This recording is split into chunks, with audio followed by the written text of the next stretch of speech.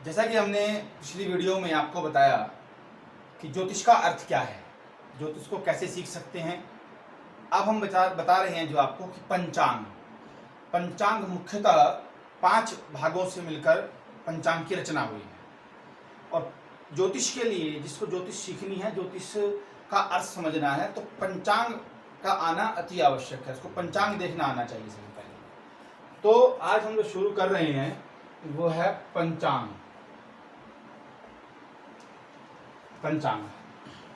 देखने के लिए मुख्यतः आपको सबसे पहले तिथि,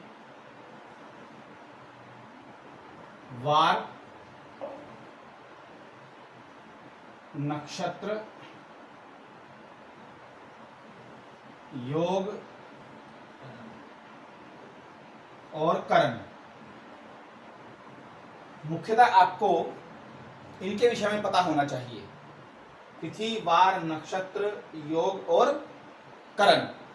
अब जानने की आवश्यकता ये है कि तिथि जो 15 जो तिथि होती है हमारी, 7 वार होते हैं, 27 नक्षत्र होते हैं हमारे, 27 योग होते हैं हमारे, और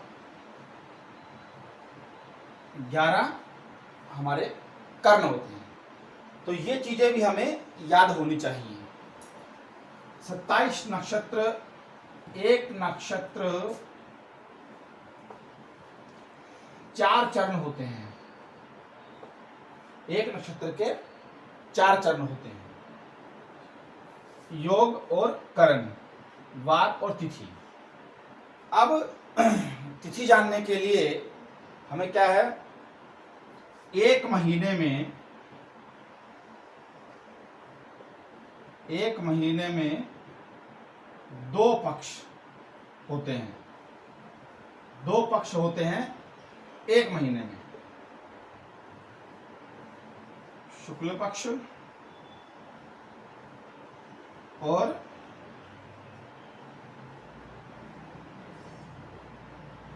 कृष्ण पक्ष। 2 पक्ष होते हैं हमारे, शुक्ल पक्ष और कृष्ण पक्ष। अब शुक्ल पक्ष क्या है, प्रतिपदा से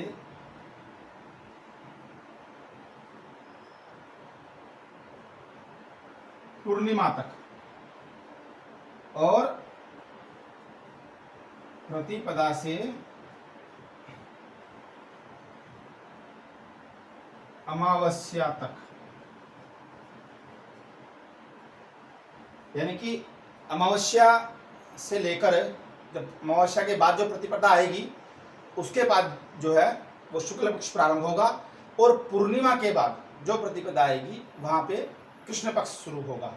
तो इनके विषय में भी हमें जानकारी होनी चाहिए, तब जाके हम उस विषय पर आगे बढ़ सकते हैं। तो पंचांग के लिए मुख्यतः हमने देखा तिथि, वार, नक्षत्र, योग, करण, इनके विषयों की जानकारी होनी अति आवश्यक है हमें। और हमारे 12 महीने इनके बारे में भी हमें जानना अति आवश्यक है। 12 महीनों के बारे में भी हिंदी में जिस प्रकार उसमें लिखा हुआ है, ज्येष्ठ, आषाढ़, उसके बारे में भी हम आगे आपको बताएंगे, उसकी भी चर्चा करेंगे हम लोग। तो सबसे पहले तिथियां, प्रतिपदा से लेकर प्रतिपदा, द्वितीया, तृतीया, चतुर्थी, पंचमी, षष्ठी, सप्तमी, अष्टमी, नवमी, दशमी, एकादशी, द्वादशी, त्रयोदशी, चतुर्दशी और अमावस्या, और ऐसे ही प्रतिपदा से लेकर पूर्णिमा तक। इस प्रकार जो हमारी वो तिथियां रहेंगी।